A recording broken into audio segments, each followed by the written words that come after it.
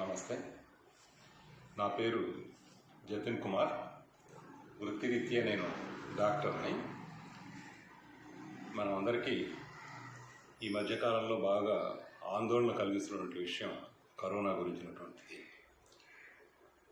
300 మంది పేషెంట్లు మాత్రమే ఉన్నటువంటి సమయంలో భారతదేశంలో లాక్డౌన్ పెట్టారు. ఈ రోజున లక్షలాదిగా పేషెంట్లు పెరిగిన తర్వాత లాక్డౌన్ తీసేస్తున్నారు. ఒక పక్కన అనేక మంది చనిపోతున్నట్లు వార్తలు వస్తున్నాయి. మరో పక్కన ఈ జబ్బు పెద్ద పట్టించుకోవాల్సినటువంటిది ఏం కాదు, అన్ని పనులు మామూలుగా చేసుకోవాలి అనేటువంటి ప్రచారం ఇంకో పక్కన మనం వింటున్నాం. నాకు దాదాపుగా 45 సంవత్సరాల అనుభవం ఉంది ఈ వృత్తిలో, వైద్యం చేయటంలో. ఏ జబ్బు గురించి కూడా ఇంత విస్తారంగా ఇన్ని రోజుల పాటు మాట్లాడుకున్నటువంటి విషయం నాకు గుర్తులేదు. పేపర్లలో కానీ టీవీ ఛానల్స్లో కానీ ఎక్కడ చూసినా కరోనా గురించే మాట్లాడుతున్నారు. అట్లాగే అనేక మంది డాక్టర్లు ఇప్పటికే అనేక చిన్న చిన్న వీడియోలు చేసి పంపించడం జరిగింది. టీవీల్లో అయితే ప్రత్యేకమైనటువంటి ప్రోగ్రామ్స్ కరోనా గురించి చేస్తున్నారు. ఇంత జరుగుతున్నప్పటికీ కూడా మరో పక్కన చూసినప్పుడు కేసులు చాలా విస్తారంగా పెరిగిపోతున్నాయి. మనం చూసాం, మార్కెట్లు బంద్ చేశారు, స్కూళ్ళు బంద్ చేశారు, సినిమా హాళ్ళు బంద్ చేశారు, రవాణా సదుపాయాలు బంద్ చేశారు. అటువంటి పరిస్థితి నుంచి మరి 1-2 రోజుల్లో దేశం మొత్తం ఒక సినిమా హాల్ లాంటివి తప్ప మిగతావన్నీ కూడా తిరిగి ఓపెన్ చేయబడుతున్నాయి. లాక్డౌన్ జరిగింది, లాక్ ఓపెన్ అవుతోంది. నిన్నటి పేపర్ కనుక చూసినట్లయితే ప్రపంచం మొత్తంగా 2,40,00,000 మందికి కేసులు వచ్చాయి.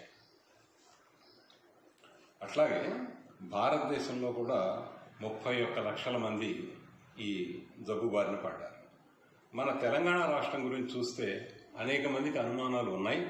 ఈ సంఖ్యలు సరిగ్గా ఉండటం లేదనేది టీవీ ఛానల్స్లో కొంతమంది మన తెలంగాణ వార్తలు చెప్పడం కూడా మానేశారు కోవిడ్ గురించి. అయినప్పటికీ మనకు ఉన్నటువంటి సమాచారాన్ని బట్టి చూస్తే తెలంగాణలో 1 కోటి మంది దాకా 1,08,000 మంది పైచురుకుగా ఈ జబ్బు బారిన పడ్డట్టుగా మనకు తెలుస్తుంది.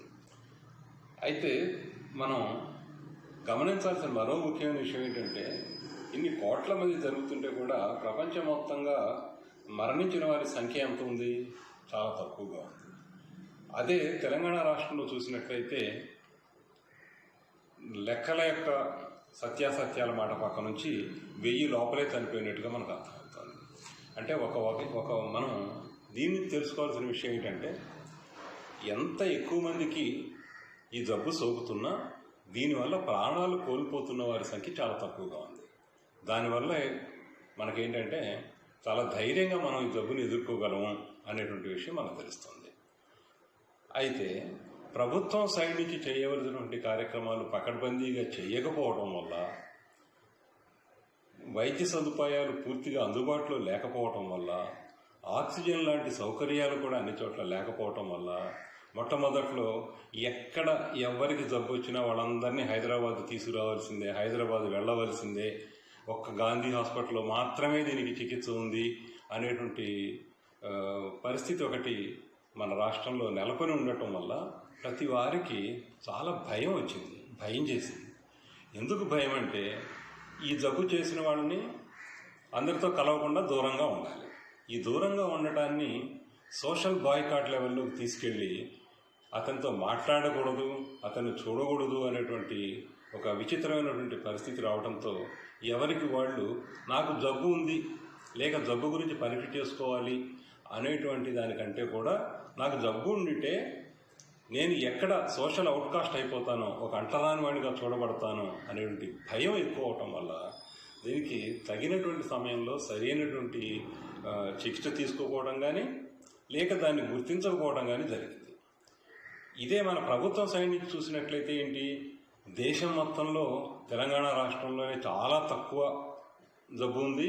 ఈ జబ్బుని వాళ్ళు చాలా పకడ్బందీగా అరికట్టగలిగారు అనేటువంటి ఒక పేరు ప్రతిష్ట, ఒక మిథ్యా ప్రతిష్ట కోసం అని చెప్పి ఇక్కడ ఏం చేశారు, పేషెంట్లు అనుమానపడినప్పటికీ కూడా వాళ్ళకి టెస్టులు చేయలేదు కనుక ఎవరికి పాజిటివ్ ఉంది ఎవరికి నెగిటివ్ ఉంది అనే విషయం తెలియలేదు.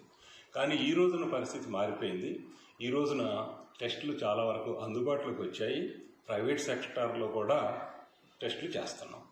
అయితే నేను చెప్పదలుచుకుంది ఏంటంటే, ఈ రోజున ఈ లాక్డౌన్ ఎత్తేయటం వల్ల రాష్ట్రంలో కానీ దేశంలో కానీ మళ్ళీ రాకపోకలు విపరీతంగా పెరిగిపోతున్నాయి. రవాణా సదుపాయాలన్నీ అందుబాటులోకి వస్తున్నాయి. కనుక ప్రభుత్వాలు ఏం చేస్తున్నాయి, వాళ్ళ సమర్థత అసమర్థత, ఆర్థిక వ్యవహారాలు, కంపెనీలు ఇవన్నీ పక్కన పెట్టి వ్యక్తిగతంగా మనం కొన్ని జాగ్రత్తలు తీసుకోకపోయినట్లయితే ఈ సెప్టెంబర్ అక్టోబర్ మాసాల్లో ఇంకా ఎక్కువ మంది ఈ రోగానికి గురయ్యే అవకాశం ఉంది. కనుక ప్రభుత్వాన్ని నిందించుకుంటూ కూర్చోవడం కన్నా, లేకపోతే ప్రభుత్వం ఫలానా పనులు చేయాలని మనం ఏదో విజ్ఞాపనలు చేయటం కన్నా మనం దీన్ని ఏ విధంగా తట్టుకోగలుగుతాము అనేటువంటిది నేను మీకు చెప్పదలుచుకున్నాను. సరే, అందరికీ తెలుసు కరోనా అనగానే ఇందాక మనం అనుకున్నట్టుగా ఈ ముక్కుకు ఒక గుడ్డ కట్టుకోవడం అనేది ఒకటి ప్రధానంగా ఉంది. కరెక్టే, నిజమే. ఇది తప్పనిసరిగా చేయవలసినటువంటి చిన్న చర్య. దీంట్లో ఏ రకమైనటువంటి మినహాయింపులు ఉండకూడదు. మరో చిన్న విషయం ఏంటంటే, కరోనా విషయం మనం మామూలుగా సమాజంలో ప్రతి ఒక్కరికి ఎంత తెలుసో నిజంగా చెప్పాలంటే శాస్త్రజ్ఞులకు కూడా అంత మేరకే తెలుసు. ఈ రోజునే ఈ గత 5 నెలల నుంచే శాస్త్రజ్ఞులు కూడా నేర్చుకుంటున్నారు. ప్రజలకు కూడా ఆ విషయాలు అందుబాటులోకి వస్తున్నాయి. కనుక ఒక రోజున ఏం చెప్తున్నారు, ఈ మాస్క్ కట్టుకుంటే మంచిది అని చెప్పారు. మరొక రోజున ఇంకో గ్రూప్ ఏం చెప్తుంది, మాస్క్ కట్టుకుంటే ఊపిరాడకపోతుంది అని చెప్తున్నారు. ఇట్లా పరస్పర విరుద్ధమైనటువంటి విషయాలు తీసుకొస్తున్నారు. అందువల్ల నేను మీకు క్లియర్గా కొన్ని విషయాలు చెప్పాలని ఈ చిన్న వీడియో తయారు చేస్తున్నాను. ఒకటి ఏంటంటే, వ్యక్తికి మధ్య సరైనటువంటి దూరం పాటించటం. ఇది తప్పనిసరిగా చేయవలసినటువంటి కార్యక్రమం. ఎందుకంటే వైరస్ అనేది ఒక మనిషి నుంచి మరో మనిషికి అంటుకుంటుంది. ఇది ముక్కు నుంచి వచ్చేటువంటి స్రావాల ద్వారా కానీ, దగ్గినప్పుడు నోట్లో నుంచి వచ్చే తుంపర్ల ద్వారా కానీ, కళ్ళ నుంచి కారినటువంటి నీరు కానీ, లేకపోతే మన చేతులకి ఈ వస్తువుల మీద పెట్టడం వల్ల చేతులకి వైరస్ అంటుకోవటం వల్ల ఈ చేతుల నుంచి ఇంకొక మనిషికి కానీ ముఖం ద్వారా, నోరు ద్వారా, చెవుల ద్వారా, కళ్ళ ద్వారా మనకే కానీ వచ్చేటువంటి అవకాశాలు ఎక్కువ ఉన్నాయి. కనుక ప్రతి ఒక్కళ్ళు వ్యక్తిగతమైనటువంటి పరిశుభ్రతను తప్పనిసరిగా పాటించాలి. అందుకనే 1 గంట 2-3 గంటల తర్వాత ఏదైనా పని చేసినప్పుడు, పని అయిపోయిన తర్వాత తప్పనిసరిగా శానిటైజర్ వాడమని చెప్తున్నారు. శానిటైజర్ అనేది ఏదో హాస్పిటల్స్లోనూ లేకపోతే పెద్ద చోట్ల దొరికేటువంటి వ్యవహారం అనేం కాదు, మనం ఇంట్లో కూడా వాడుకోవచ్చు. ఉదాహరణకి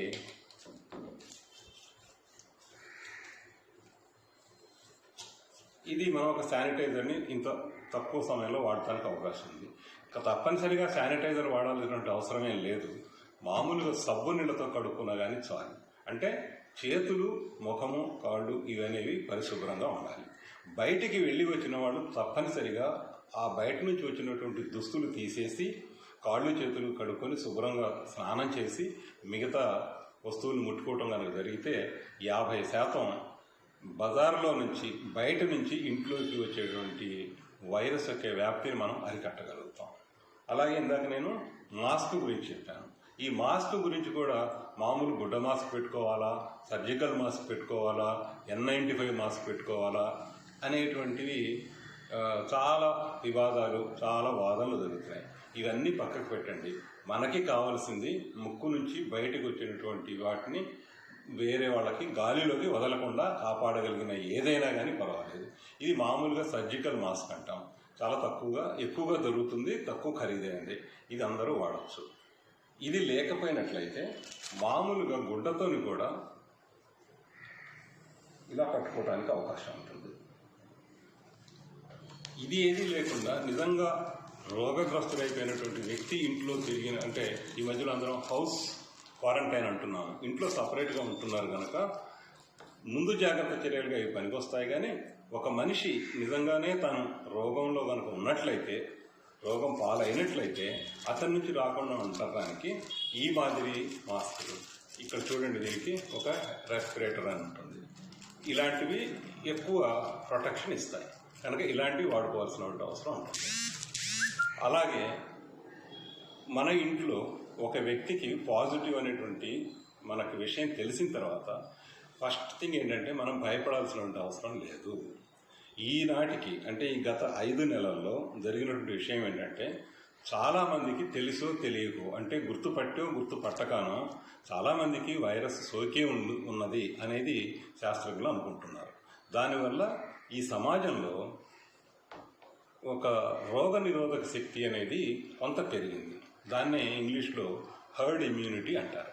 అంటే ఒక ప్రాంతంలో ఎక్కువ మంది కనుక జబ్బు వస్తే సహజంగానే అక్కడ దాన్ని ఎదుర్కొనేటువంటి యాంటీబాడీస్ కలిగినటువంటి వాతావరణం ఏర్పడుతుంది.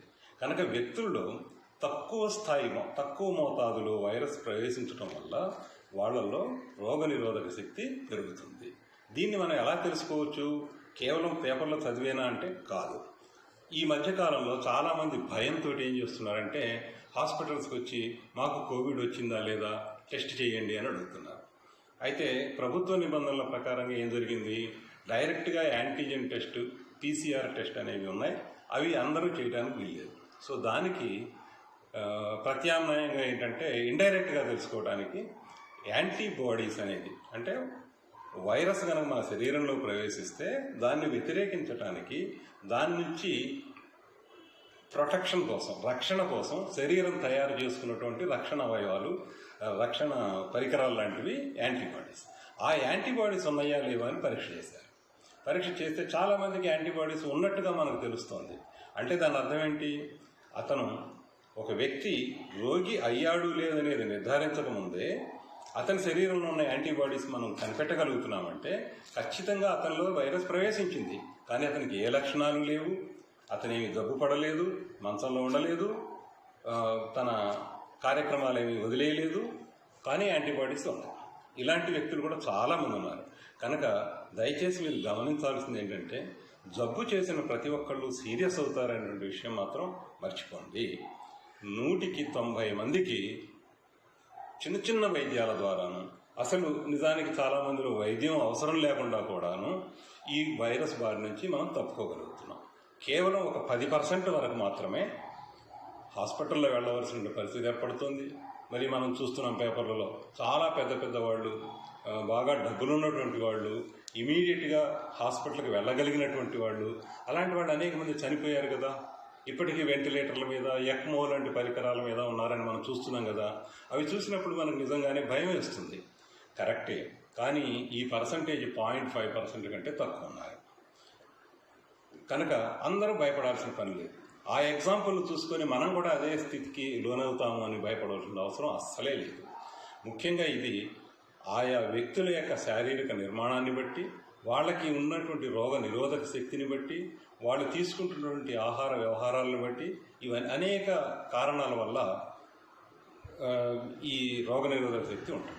మీరు ఒకటి గమనించి ఉండొచ్చు, పెద్ద వాళ్ళకి, డబ్బులు ఉన్నటువంటి వాళ్ళకి జబ్బు వచ్చింది. మొన్న ఈ మధ్య మిత్రుడు ఒక ఆయన అంటున్నాడు, ఏమన్నారు, పారిశుద్ధ్య కార్మికులు ఉన్నారు, బయట రోడ్ల మీద తిరుగుతూ ఉన్నారు. ఇటువంటి వాళ్ళల్లో లక్షల మంది పనిచేస్తూ ఉంటే ఎంతమందికి జబ్బు చేసింది, వాళ్ళల్లో ఎంతమంది ప్రాణాలు కోల్పోయారు అనే లెక్క చూడండి. అంటే సహజంగానే వాళ్ళలో ఉన్నటువంటి రోగనిరోధక శక్తి వల్ల ఒకవేళ జబ్బు చేసినా కానీ తేలిగ్గా బయటపడగలుగుతున్నాము అనేటువంటి విషయాన్ని కూడా మనం గమనించాలి. ఒక పక్కన భయభ్రాంతులు నెలకొల్పుతూ, భయభ్రాంతుల్ని చేస్తూ ప్రజల్ని ఒక భయానక వాతావరణాన్ని సృష్టించినటువంటి మీడియాలోనే మరో పక్కన మనం జాగ్రత్తగా చదివితే వేలాది మంది, లక్షలాది మంది ఏ నష్టము లేకుండా బయటపడుతున్న విషయం కూడా మనకు తెలుసుకోవచ్చు. అయితే నిజంగానే మనకి జబ్బు వచ్చింది అనుకుంటే అప్పుడు మనం చేయవలసిన పనులు ఏంటి? అందరికీ తెలిసి ఈ రోజున గొంతులో గరగరగా ఉండటం కానీ, పొడి దగ్గుగా ఉండటం కానీ, లేకపోతే తగుమాత్రంగా కొంతగా జ్వరం ఉండటం కానీ ఈ లక్షణాలతో బయటపడతాయి. వీటితో పాటు విరోచనాలు కావచ్చు, లేకపోతే మనకి స్మెల్, వాసన తెలియకపోవచ్చు, లేకపోతే రుచి తెలియకపోవచ్చు. ఈ లక్షణాలు కలిగి ఉన్నప్పుడు రక్త పరీక్షలు చేసుకొని అది నిర్ధారించుకోవాల్సిన అవసరం కంటే కూడా తగిన జాగ్రత్తలు తీసుకొని ఈ రోగం నుంచి బయటపడటం అనేది ముఖ్యమైనటువంటి విషయంగా నేను భావిస్తున్నాను. ఎందుకంటే నాకు చాలామంది మిత్రులు గ్రామాల నుంచి ఫోన్ చేసి అడుగుతున్నారు, మా దగ్గరలో అందుబాటు లేదు, ఈ పరీక్ష మేము చేయించుకోలేము, లేదా పరీక్ష కోసం బయటికి వెళ్తే అక్కడ చాలామంది గుంపులుగా ఉంటున్నారు, ఆ గుంపుల్లో నేను వెళితే నాకు ఈ జబ్బు వస్తుంది కదా, నేను చేయించుకోదలుచుకోలేదు, ఏం చేయమంటారు? అందుకని ఏమంటున్నానంటే, మీకు ఈ లక్షణాల్లో ఏవి కనిపించినప్పటికీ కూడా ఇంటి దగ్గరే ఉండండి, మిగతా వాళ్ళకి కొంచెం దూరంగా ఉండండి, మీ నుంచి మిగతా కుటుంబ సభ్యులకి జబ్బు వెళ్లకుండా మీరు కాపాడుకోండి. ఇది ఫస్ట్ తీసుకోవాల్సిన చర్య. దీనికోసం 2 పనులు చేయాలి. ఒకటి ఏంటంటే, మన టెంపరేచర్ చూసుకోవాలి. మామూలు థర్మామీటర్స్ ఉంటాయి అందరి దగ్గర, ప్రతి ఊళ్ళలో మనకు దొరుకుతాయి. లేదు ఒక సమాజంలో ఒక గ్రూప్లో కనుక కొంతమందికి వచ్చినట్టు ఒక థర్మామీటర్ పెట్టుకొని దాన్ని అందరూ పరిశుభ్రం చేసి అందరూ వాడుకొని చూసుకోవాల్సిన అవసరం ఉంటుంది. సో థర్మామీటర్ చూడటం వల్ల మనకి నిజంగా జ్వరం ఉన్నదా లేదా అనేటువంటి విషయం తెలుసు. ఇవాళ రేపు మీరు బయటకు వచ్చినప్పుడు చూస్తూ ఉన్నారు, డిజిటల్ థర్మామీటర్స్ అని వస్తుంటాయి. ఇంత ఖరీదైనటువంటి కానీ ఈ పద్ధతిలో చేయాల్సిన అవసరం లేదు, మామూలు థర్మామీటర్తో కూడా మనం చూసుకోవచ్చు. ఇది ఒకటి. రెండో విషయం, అందరికీ భయపడేటువంటి విషయం ఏంటంటే, జబ్బు వస్తే ఆక్సిజన్ అవసరం అవుతుందంట, ఆక్సిజన్ పెట్టకపోతే చనిపోతారంట అని ఒక అపోహ ఉంది. కొంతమందికి అవసరం అవుతున్న మాట నిజం, వాస్తవం, అవసరం అవుతుంది కూడా, కానీ అందరికీ కాదు. మరి ఎవరికి ఆక్సిజన్ అవసరం ఉంటుంది, ఎవరికి కాదు అని తెలుసుకోవడానికి మన శరీరంలో ఆక్సిజన్ శాతం ఎంత ఉన్నది అనేది ఒక చిన్న పరీక్ష ద్వారా తెలుసుకోవచ్చు. దీనికి సంబంధించి పల్స్ ఆక్సిమీటర్ అని ఒక చిన్న వస్తువు మనకి పరికరం దొరుకుతుంది. ఇది దాదాపుగా నాకు తెలిసి చాలామంది కొంతమంది ఇళ్లలో కూడా కొనేసుకున్నారు. హైదరాబాద్ లాంటి నగరాల్లో అయితే చాలామంది సొంతంగా పల్స్ ఆక్సిమీటర్ కొనుక్కున్నారు. మరీ ఖరీదైంది ఏం కాదు, కానీ అందరూ కొనుక్కోమని నేను సలహా ఇవ్వటం లేదు, అందరి దగ్గర ఇది ఉండాలని నేను అనటం లేదు. ఊళ్ళో 3-4 ఇలాంటి పరికరాలు ఉన్నప్పటికీ కూడా మనం దాన్ని తీసుకొని ఈ పల్స్ ఆక్సిమీటర్లో ఆక్సిజన్ ఎంత చూపిస్తుంది అనే విషయం మనం గమనించవచ్చు. ఇది ఒకసారి మనం చూద్దాం.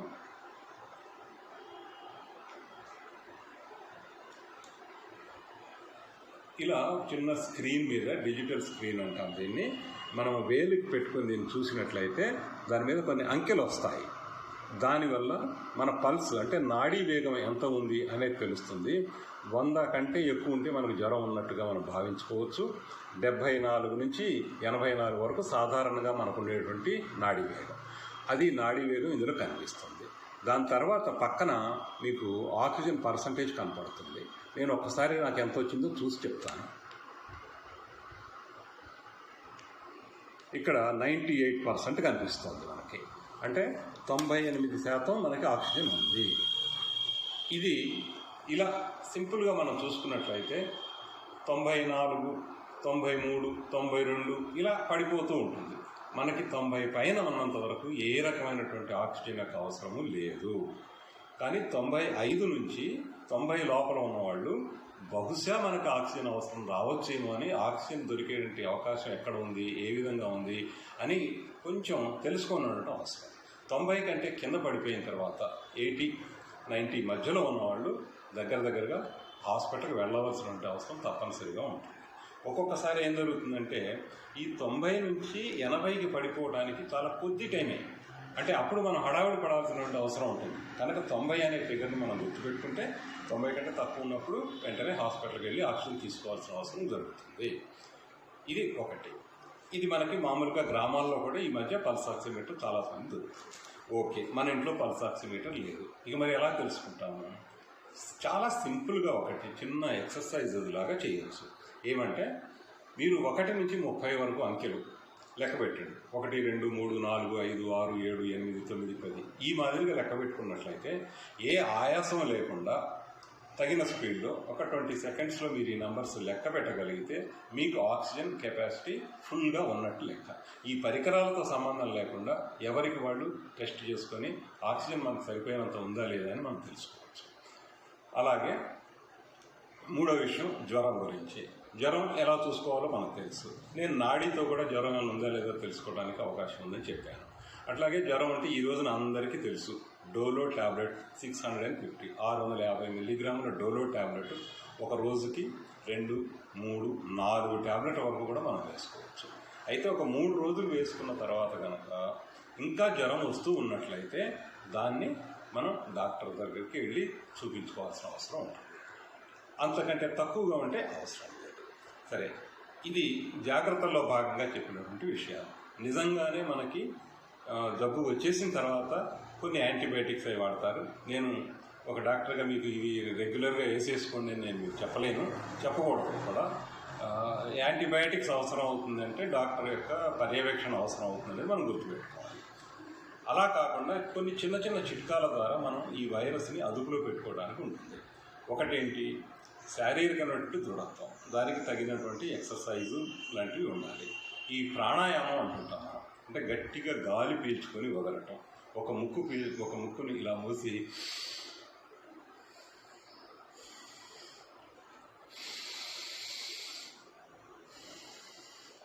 ఇలా లోపలికి బలంగా గాలి పీల్చుకొని గాలి వదిలేయటం ఒకటి, అందరూ చేయగలిగినటువంటి.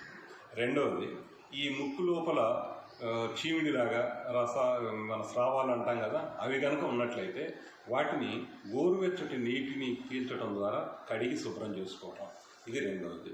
మూడవది, గొంతులో ముఖ్యంగా ఈ వైరస్ గొంతు ద్వారా లోపలికి వెళ్తుందనేటువంటిది, ఊపిరితిత్తులోకి చేరుకుంటుంది అనేది అందరికీ తెలిసినటువంటి విషయం. అందుకని గోరువెచ్చటి నీళ్లలో కొంచెం పసుపు కానీ, లేకపోతే జిందా తెలిస్మాత్ కానీ, లేకపోతే బిటడీన్ కానీ, ఇలాంటివి మౌత్ వాష్ అని ఉంటుంది, అవి కొన్ని చుక్కలు కలుపుకొని నోట్లో పోసి బాగా పుక్కిలించి వదిలేసేయాలి. మళ్ళీ దాని తర్వాత మళ్ళీ మామూలుగా మంచి నీటితోటి శుభ్రం చేసుకోవాలి.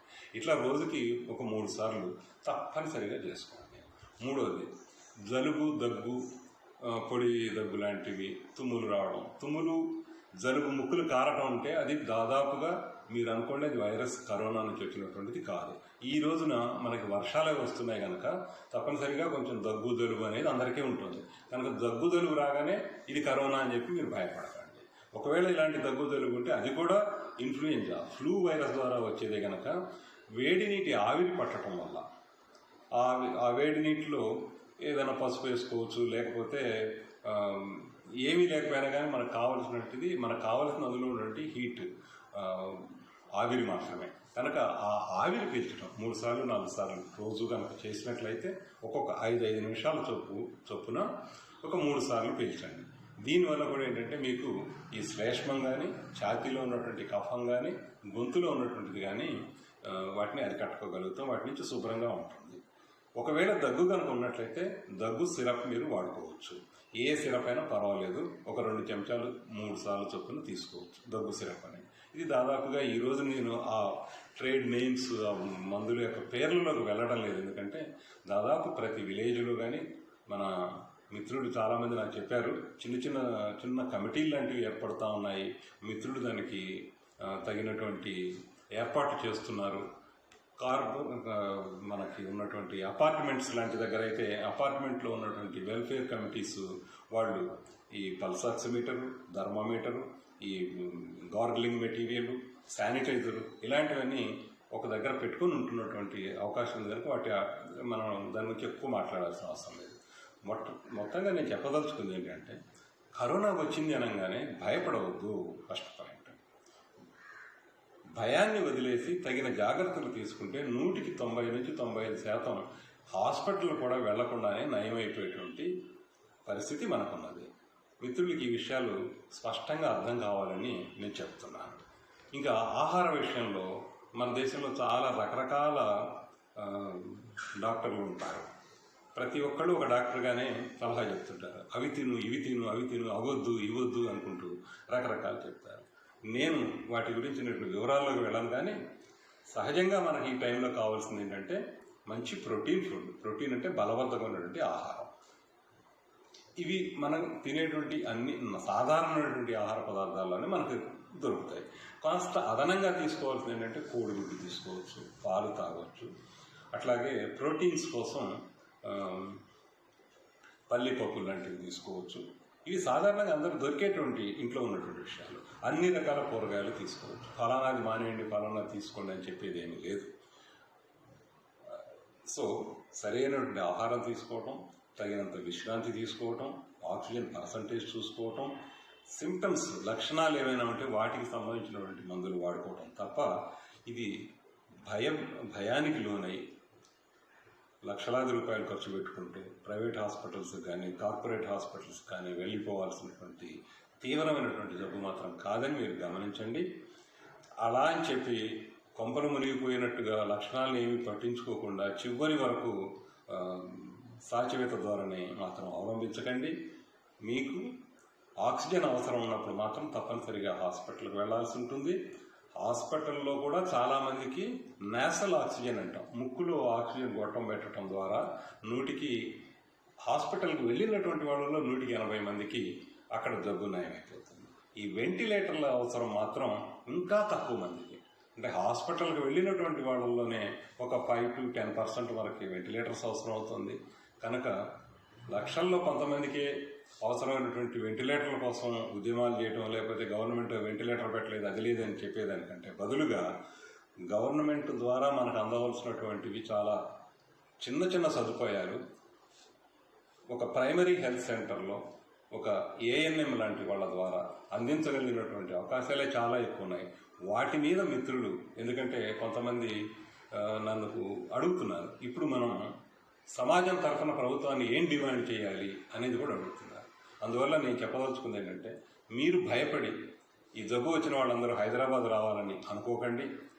మీ ప్రాంతాల్లో మీ ఊళ్ళల్లో మీ ఇళ్లల్లో ఉండి కూడా ఇది వైద్యం చేసుకోవడానికి అవకాశం కలిగినటువంటి జబ్బుగా మీరు భావించి నేను చెప్పిన కొద్ది జాగ్రత్తలు తీసుకుంటూ పూర్తి ఆరోగ్యం పొందుతారని నేను భావిస్తూ ఇది విన్నందుకు దీన్ని ఆలోచించి దాన్ని ఆచరిస్తారని భావిస్తూ అందరికీ కృతజ్ఞతలు.